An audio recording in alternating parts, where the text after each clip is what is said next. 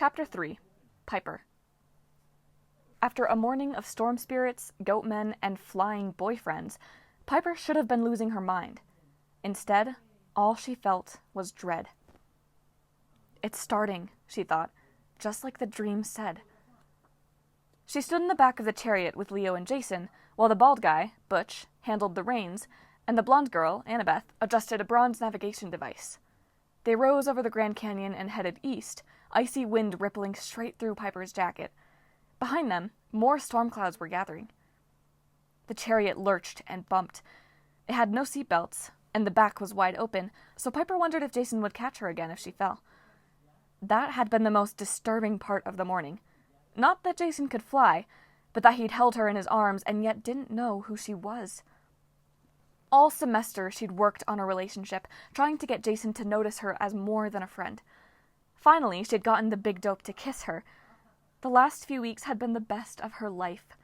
And then, 3 nights ago, the dream had ruined everything. That horrible voice giving her horrible news. She hadn't told anyone about it, not even Jason. Now she didn't even have him. It was like someone had wiped his memory and she was stuck in the worst do-over of all time. She wanted to scream. Jason stood right next to her. Those sky-blue eyes, close-cropped blonde hair, that cute little scar on his upper lip. His face was kind and gentle, but always a little sad. And he just stared at the horizon, not even noticing her.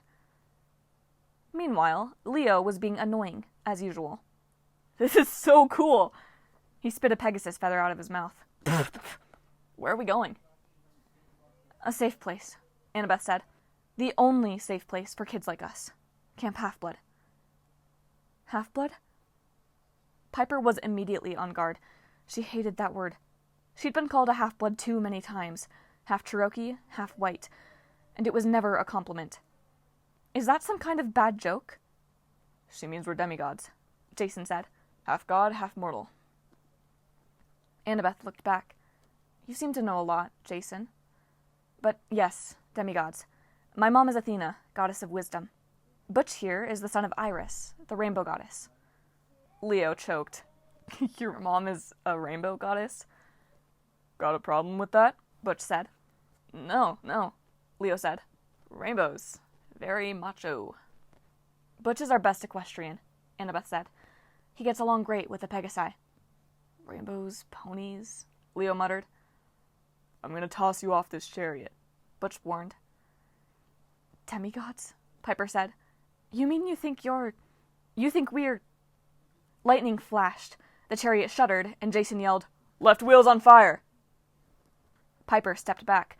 Sure enough, the wheel was burning, white flames lapping up the side of the chariot. The wind roared.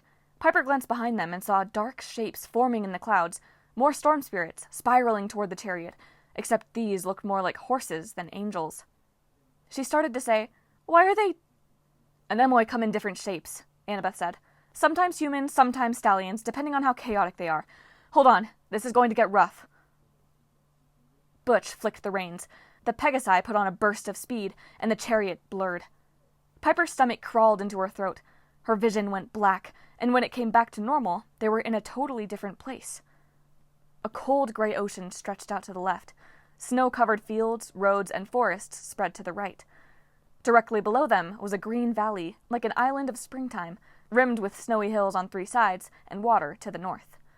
Piper saw a cluster of buildings like ancient Greek temples, a big blue mansion, ball courts, a lake, and a climbing wall that seemed to be on fire.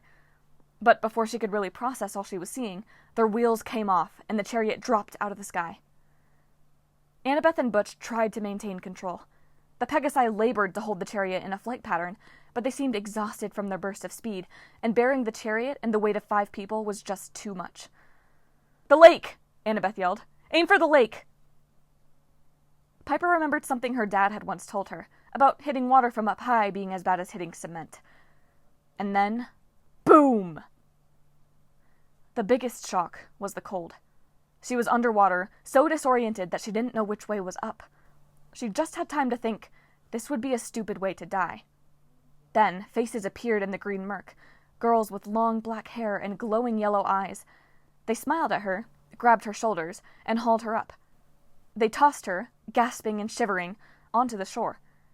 Nearby, Butch stood in the lake, cutting the wrecked harnesses off the Pegasi. Fortunately, the horses looked okay, but they were flapping their wings and splashing water everywhere. Jason, Leo, and Annabeth were already on shore, surrounded by kids giving them blankets and asking questions. Somebody took Piper by the arms and helped her stand. Apparently, kids fell into the lake a lot because a detail of campers ran up with big bronze leaf blower-looking things and blasted Piper with hot air, and in about 2 seconds, her clothes were dry. There were at least 20 campers milling around, the youngest maybe 9, the oldest college age, 18 or 19, and all of them had orange t-shirts like Annabeth's. Piper looked back at the water and saw those strange girls just below the surface, their hair floating in the current. They waved like, "Toodaloo," and disappeared into the depths. A second later, the wreckage of the chariot was tossed from the lake and landed nearby with a wet crunch. "Annabeth!" A guy with a bow and quiver on his back pushed through the crowd. "I said you could borrow the chariot, not destroy it." "Will, I'm sorry," Annabeth sighed. "I'll get it fixed, I promise." Will scowled at his broken chariot. Then he sized up Piper, Leo, and Jason. "These are the ones? Way older than 13. Why haven't they been claimed already?" "Claimed?" Leo asked. Before Annabeth could explain, Will said, "Any sign of Percy?" "No," Annabeth admitted. The campers muttered. Piper had no idea who this guy Percy was, but his disappearance seemed to be a big deal. Another girl stepped forward. Tall, Asian, dark hair and ringlets, plenty of jewelry, and perfect makeup. Somehow, she managed to make jeans and an orange t-shirt look glamorous. She glanced at Leo, fixed her eyes on Jason like he might be worthy of her attention, then curled her lip at Piper as if she were a week-old burrito that had just been pulled out of a dumpster. Piper knew this girl's type. She'd dealt with a lot of girls like this at Wilderness School and every other stupid school her father had sent her to. Piper knew instantly they were going to be enemies. "Well," the girl said, "I hope they're worth the trouble." Leo snorted. "Gee, thanks. What are we, your new pets?" "No kidding," Jason said. "How about some answers before you start judging us? Like, what is this place, why are we here, and how long do we have to stay?" Piper had the same questions, but a wave of anxiety washed over her. Worth the trouble. If they only knew about her dream. They had no idea. "Jason," Annabeth said, "I promise we'll answer your questions. And Drew?" She frowned at the glamour girl. "All demigods are worth saving. But I'll admit the trip didn't accomplish what I'd hoped." "Hey," Piper said, "we didn't ask to be brought here." Drew sniffed. "And nobody wants you, hun. Does your hair always look like a dead badger?" Piper stepped forward, ready to smack her, but Annabeth said, "Piper, stop." Piper did. She wasn't a bit scared of Drew, but Annabeth didn't seem like somebody she wanted for an enemy. "We need to make our new arrivals feel welcome," Annabeth said, with another pointed look at Drew. "We'll assign them each a guide, give them a tour of camp. Hopefully, by the campfire tonight, they'll be claimed." "Would somebody tell me what claimed means?" Piper asked.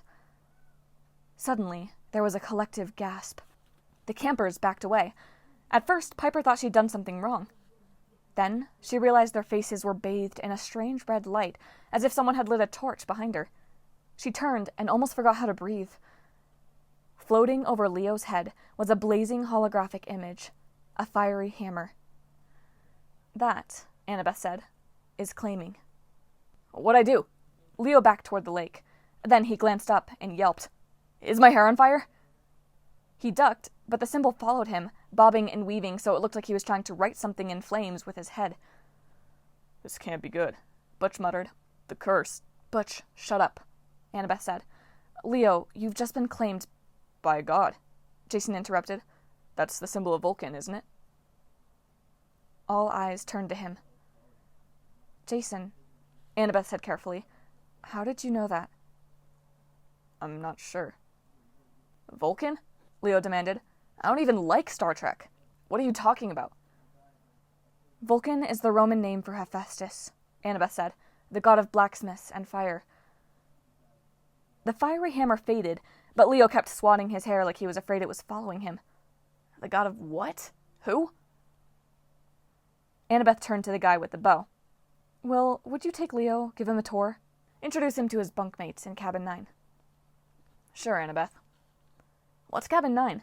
Leo asked. And I'm not a Vulcan. Come on, Mr. Spock. I'll explain everything. Will put a hand on his shoulder and steered him off toward the cabins. Annabeth turned her attention back to Jason. Usually, Piper didn't like it when other girls checked out her boyfriend, but Annabeth didn't seem to care that he was a good-looking guy. She studied him more like he was a complicated blueprint. Finally, she said, "Hold out your arm." Piper saw what she was looking at, and her eyes widened. Jason had taken off his windbreaker after his dip in the lake, leaving his arms bare, and on the inside of his right forearm was a tattoo. How had Piper never noticed it before? She'd looked at Jason's arms a million times. The tattoo couldn't have just appeared, but it was darkly etched, impossible to miss. 12 straight lines like a barcode, and over that, an eagle with the letters SPQR. "I've never seen marks like this," Annabeth said. "Where did you get them?" Jason shook his head. "I'm getting really tired of saying this, but I don't know." The other campers pushed forward, trying to get a look at Jason's tattoo. The marks seemed to bother them a lot, almost like a declaration of war. "They look burned into your skin," Annabeth noticed. "They were," Jason said. Then he winced, as if his head was aching. I think so. I don't remember." No one said anything. It was clear the campers saw Annabeth as the leader. They were waiting for her verdict. "He needs to go straight to Chiron," Annabeth decided. "Drew, would you—" "Absolutely." Drew laced her arm through Jason's. "This way, sweetie. I'll introduce you to our director. He's an interesting guy." She flashed Piper a smug look and led Jason toward the big blue house on the hill. The crowd began to disperse until only Annabeth and Piper were left. "Who's Chiron?" Piper asked. "Is Jason in some kind of trouble?" Annabeth hesitated. "Good question, Piper. Come on, I'll give you a tour. We need to talk."